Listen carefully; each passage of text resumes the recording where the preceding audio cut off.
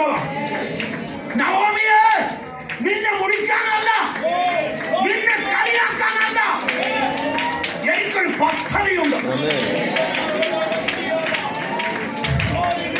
ദൈവം താമസിക്കുന്നു എന്ന് ചിന്തിക്കുന്ന ആരെങ്കിലും ഉണ്ടെങ്കിൽ, ദൈവം പ്രവർത്തിക്കുന്നില്ലല്ലോ എന്ന് ചിന്തിക്കുന്ന ആരെങ്കിലും ഉണ്ടെങ്കിൽ, എന്റെ ദൈവം മഴയടിക്കുന്ന ദൈവമാണ്. എന്റെ ദൈവം വിദഗ്ധത്തിന് കൊയ്യുന്നവനാണെന്ന്. ഇന്ന് എന്തുകൊണ്ട് 10 കൊല്ലം യവക്കൊയ്ത്തിന് താമസിപ്പിച്ചു? പറയാം, ഒരു പദം കൂടെ വായിച്ചാട്ടെ. 2:1. നവോമിക്ക് തന്റെ ഭർത്താവായ എലീമേലെക്കിന്റെ കുടുംബത്തിൽ മഹാധനവാനായ ഒരു ചാർച്ചക്കാരനുണ്ടായിരുന്നു. ഈ ശബ്ദം എവിടുന്നാ വരുന്നേ? ആ കൈ ഒന്ന് കാണിക്കാം.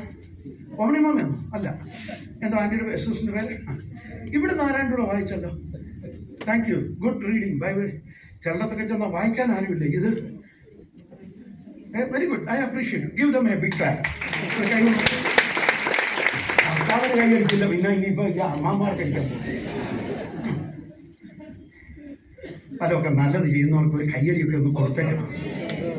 ഇന്ന് രാവിലെ ചായ കൊണ്ടുവന്നെങ്കിൽ അമ്മാമ്മ കൈ തന്നപ്പോ അച്ഛന്മാരാരെങ്കിലും ഒരു താങ്ക് യു പറഞ്ഞു. പിന്നെ അവള് കൊണ്ടു തന്നു. അത് എന്തോ താങ്ക് യു പറയാനാ വളരെ. അവിടെ എന്റെ ഭാര്യ, ഞാൻ കെട്ടി തോന്നുന്നുണ്ട് 40 കൊല്ലം കൊണ്ട് നടക്കുന്നത്. അമ്മാമ്മയുടെ കാറ്റ് പോകുമ്പോ അത് ആരാ തോന്നുന്നു. 45,000 രൂപ കൊടുത്ത് വീട്ടിൽ ആളിനെ വെക്കുമ്പോ പറയും സ്വത്രം, ഒരു സ്വത്രം പറഞ്ഞു. സ്വത്രം ഒന്നുകൂടെ വായിച്ച 2ാമത്തെ വാക്യം. നവോമിക്ക് തന്റെ ഭർത്താവായ എലീമേലെക്കിന്റെ കുടുംബത്തിൽ മഹാധനവാനായ ഒരു ചാർച്ചക്കാരനുണ്ടായിരുന്നു. അവന് ബോവസ് എന്ന് പേർ. എന്നാൽ മോവാബി സ്ത്രീയായ രൂത്ത് നവോമിയോട്, ക്ഷമിക്കണേ, ഞാൻ പറഞ്ഞു വിടുക. എന്റെ ക്ലോസിംഗ് വിചാരിച്ചു. ഈ ബോവസ് എപ്പോഴാ വന്നത്?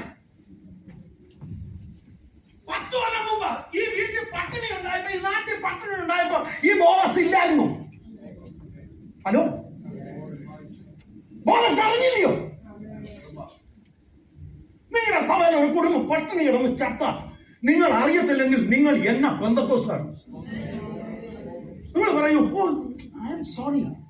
വാട്സപ്പിലുള്ള സകല ന്യൂസും അറിയാവുന്ന അച്ഛൻ ഈ കുടുംബം പട്ടിണി കിടന്നിട്ട് അറിഞ്ഞില്ലെങ്കിൽ അച്ഛൻ ശരിയല്ല. അമ്മാമ്മയ്ക്ക് എല്ലാം അറിയാം, ഒന്നും അറിയാതെ നടിച്ചുകളെ. എളിയവനോട് കരുണ തോന്നുന്നവൻ ഭാഗ്യവാൻ. ഞാൻ അവിടെ എന്താ ഈ വാക്യത്തിന്റെ എന്റെ ചോദ്യം? ഞാൻ ആദ്യം പറഞ്ഞ ദൈവമേ, 10 കൊല്ലം എന്തുകൊണ്ട് യവക്കൊയ്ത്തുണ്ടായില്ല?